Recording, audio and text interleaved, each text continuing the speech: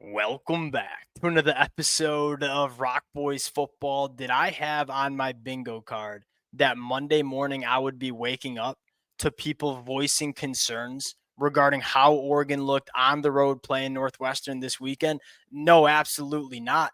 But here we are. And I'll start with this. I think this narrative of Oregon not playing a good football game, think that's not really coming from the Oregon fans that watched this game entirely. I think it's coming a little bit more from the national media that did not watch this football game, but opened up the box score afterwards and said, hey, Northwestern scored 14 points. Northwestern had over 300 yards of total offense. Did Oregon not play a very good football game? Look, was it the most dominant game we've seen Oregon play this year?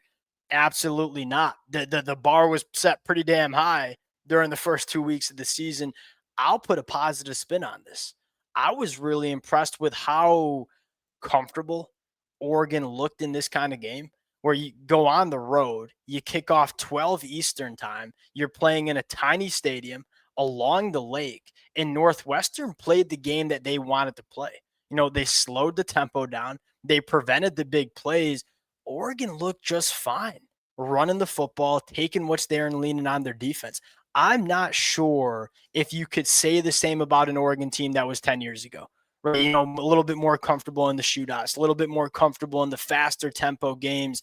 This is why Dan Lanning's so important to be running this Oregon program in the Big Ten, because you're going to see these games a lot, right? You go on the road and play a team like Northwestern. You go on the road and play a team like Minnesota or Iowa or Rutgers. The teams are going to try to slow the game down, limit the amount of explosive plays, limit the amount of possessions you have in a game in an effort to beat Oregon.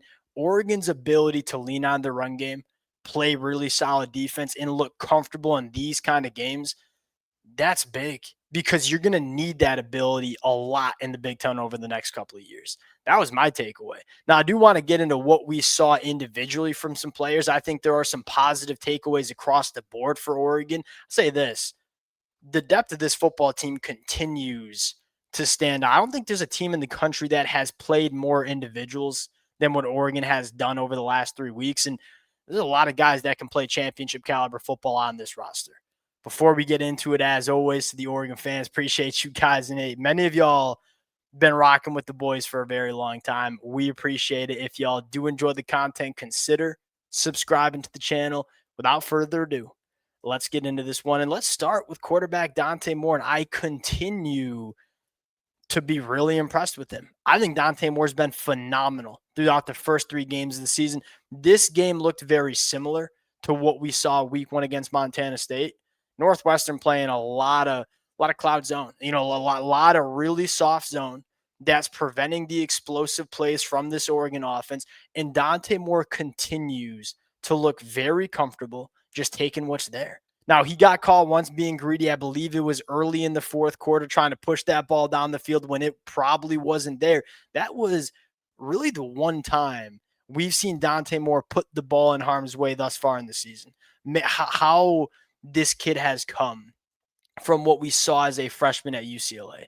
Just so comfortable operating the offense and taking what's there and leaning on the run game. Make no mistake about it. When you play a team like Oklahoma State that wants to bring some pressure, that's going to give you opportunities to push the football down the field, Dante Moore can make the throws. We've seen that all season so far. What stands out to me the most is his ability to take what's there and play within this Oregon offense, because that's really, really important in terms of what Will Stein wants to do. He wants to stay on schedule, continue to move the chains, create the explosives when the opportunity is there. I think Dante Moore's doing a great job. Here's the other thing. Look, has Dante Moore's life been really easy? Yeah, because they've been able to run the football at a high level, and he's been super clean in the pocket. When the pocket is not clean, we've heard the buzz around Dante Moore becoming a better athlete, losing some weight, adding some miles per hour on the GPS. We are starting to see that. When Dante Moore faces pressure, which has been very rare to start the season, but when it was there, especially in this game against Northwestern, his ability to get outside the pocket and extend plays, be a difference maker, like that matters. I don't think Oregon has taken a sack all year.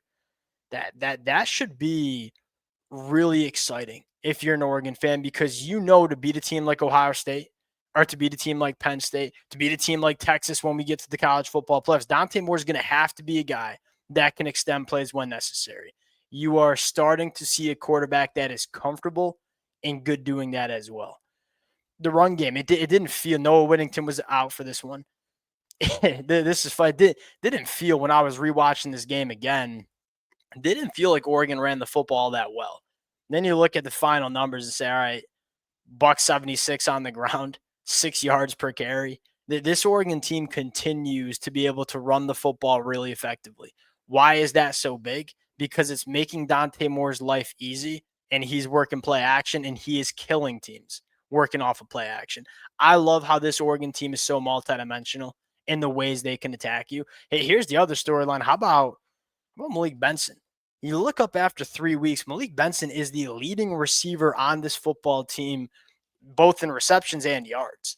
I think he's been really good. He's been targeted 13 times. He's caught 11 of those passes, averaging over, 14 yards per catch, hasn't dropped the football, separating, contributing yards after the catch. I've been really impressed with Malik Benson. We were kind of talking about, hey, who are going to be the other contributors outside of Dante Moore in this wide receiver room?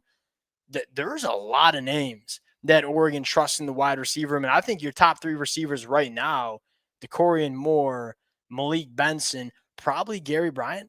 But you've seen some good things from a guy like Jeremiah McClellan as well. You got a really good tight end in Kenyon Sadiq. There were concerns about Oregon with the pass catchers.